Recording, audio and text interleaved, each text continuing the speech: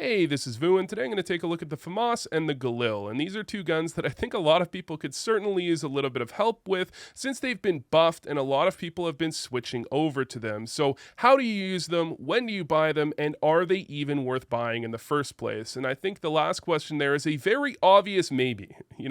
Maybe yes, maybe no, maybe sometimes. We'll go over it here in the video. So, the Famas, the first one I'll go over, I call it kind of the anti-Krieg, because one of the things people realized when the Krieg first started to show up and get really popular is that the Krieg has something like 16 or 17 bullets in a single pattern. It's in the diagonal pattern that you start with. It's incredibly easy if you have a Krieg in your hands to be fully blinded and just spray, and you know where your bullets are going because it's super easy to counteract the recoil when you don't have to go from one pattern to another. And the Famas is the exact opposite, okay? First of all, it doesn't go up in a straight line. Neither does the Galil, and this is something that I think is going to throw a lot of people off. It's not a straight line at the start like the M4 AKR, or almost a straight line, but it's five bullets before it starts veering off path in all these other directions and gets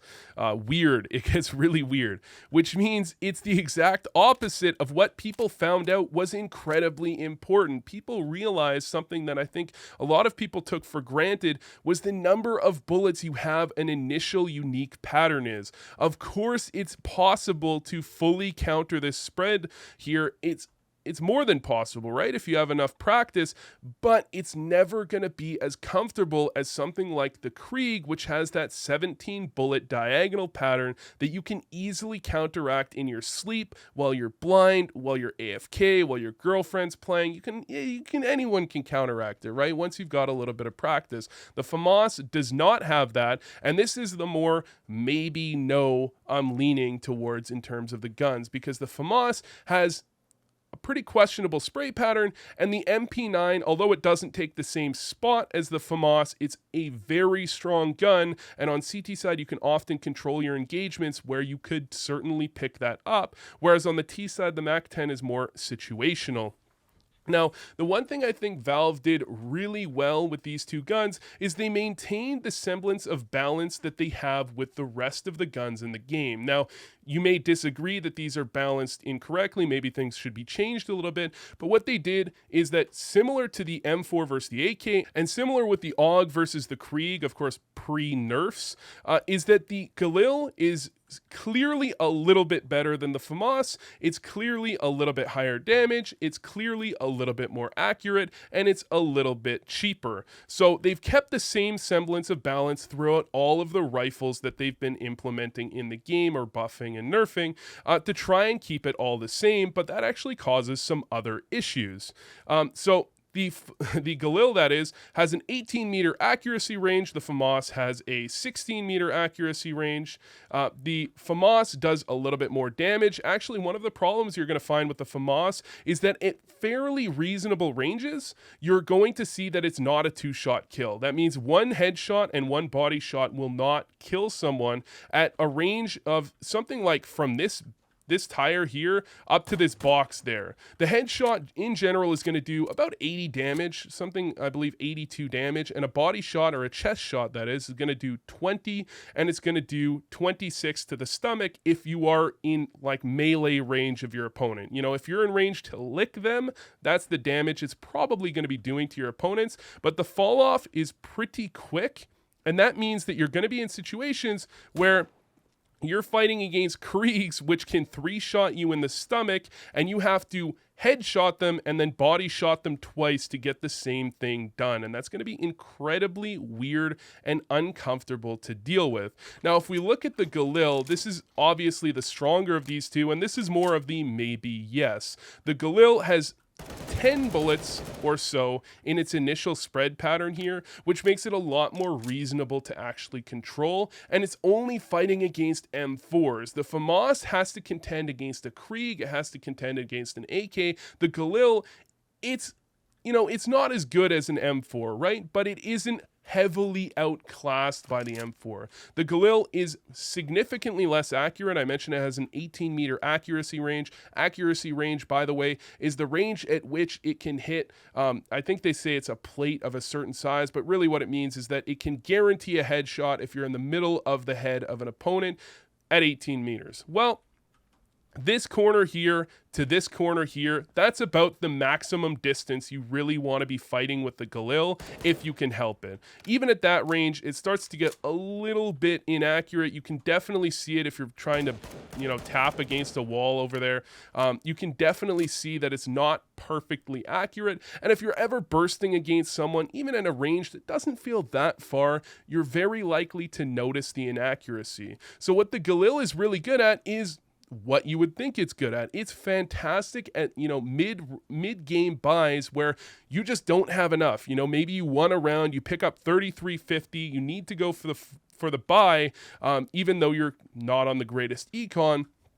So you buy a Galil because you can get the utility with it, because you can go for a real buy and you can upgrade your gun hopefully a little bit later. You're trying to hopefully, get slightly closer range engagements against those M4s where the distance doesn't really matter that much and the damage is pretty comparable, right? And you can deal with it effectively. The one thing I think with the Galil that's going to happen, at least a little bit, is people are going to kind of get baited into buying it on that second round force. People are moving away from that Krieg double buy that people have gone for when they get that bomb plant on pistol and lose. They're moving away from the Krieg buy and into the Galil buy. And I think this is one that's a little bit more questionable because the Galil and the Famas are guns that aren't really going to excel at anything. They're just well-rounders in that they're kind of decent to okay at pretty much everything. Fire rate, damage, distance, all of that. However, again, they don't really excel at anything in particular. You have the MP9 that excels really well at close range engagements. You have the Krieg that's a well-rounded gun, but at long range engagements, it's really almost impossible to counter. And that's one of the reasons that the Krieg second round buy was so strong. I saw a pro one time. I answered the question, what do you do when on second round someone gets into pit with the Krieg on that force buy? And the answer is you lose. The round's over. You don't do anything from there. You lose, right? Because the Krieg has some clear advantages. It's got some clear things it's really good at that can win you that type of round. The problem with the Galil is that when you're facing against second round buys, I literally think it's kind of countered by the MP9 in that when you're trying to fight a Galil against an M4, you probably want to be a little bit closer, especially if you're playing against a team that uses a decent number of AUGs, and that seems to be kind of moving back into use recently. People are moving over to the AUG more than they have been in the past since the nerf. You want to be a lot closer. However, the MP9s may well be around a corner waiting for you if you try to get closer, and I found that the Galil perhaps at least a little bit because I'm not super used to it, and perhaps at least a little bit because I think the MP9 is a little bit busted. It doesn't want to fight those MP9s, right? You want to get closer against M4s and AUGs. You don't want to get closer against MP9s, again, because it's fairly well-rounded in that it's somewhat weak in every situation, right? So you want to have it when you have AKs on your team, when your opponents have AUGs and M4s, and you can use your utility to try to close that gap, in my opinion. I think putting it into the second round buy as the mainstay, like going for 5 Galils instead of the two Krieg, maybe 2 Galil situation people were going for before, it's much better, right? Or it's much worse, in my opinion. Now, some teams might be going for it, but in my eyes, I think it's almost kind of a bait play where you're getting baited into doing something that actually is going to lower your win rate. And when I mentioned earlier about the Famas dealing with the Kriegs, I think this is what makes the Famas kind of lower tier. It's not that the Famas is unusable. It's not that there's anything specifically wrong with this gun. It's that you're fighting, especially later on into the halves, you're fighting against Kriegs, you're fighting against AKs, which clearly outclass the Famas in a way that the M4 does not outclass the Galil or the the Galil rather, in quite the same way. It's not quite the same. The Famas is, or the M4 is definitely better than the Galil, but not by that much. The Krieg is miles ahead of the Famas, and maybe if the Krieg gets nerfed again and it gets, it's more than just the price increase, we're going to see it really drop off in buy rate, and then maybe there's an argument. Until then, I would only use it in situations where you really need that range. Something like Catwalk on Mirage, I like to think about, where you can keep the engagement fairly close in general. You're not going long range because you definitely shouldn't be going long range, right? You're not going long range, but occasionally, if you have to rotate over to the A side, you certainly need the longer range, and the MP9 just isn't going to do it. The MP9, again, it has a clear place where it excels. It excels close range. So if you can use it, I think it's better than the Famas to pick up if you can get close range.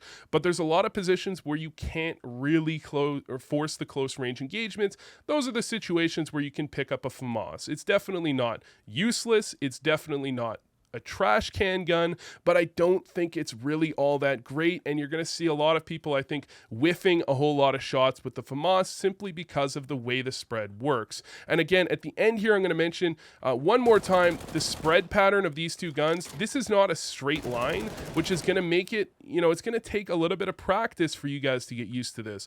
These are kind of diagonal. This one's kind of diagonal. This one kind of flares out like a, I don't know, like a belly or something, right? These are not straight lines, which makes this even more awkward to deal with and definitely lowers the value of the guns at least a little bit. It's not terrible, and you can see with the Krieg that, at a certain point it doesn't matter. Once you get practiced with it enough, I think what really does matter, again, is that this is like 5 bullets and this is like 10, right? So you have a much better chance of having pretty good spread or recoil control with the Galil for the number of bullets you need to kill someone. It takes a lot of the times, or most of the time, more than 5 bullets to kill someone if you get into a spray and you're not shooting them in the head when you have a Famas, but 10 bullets, it should be just about enough. So thanks for watching, and I hope this helped.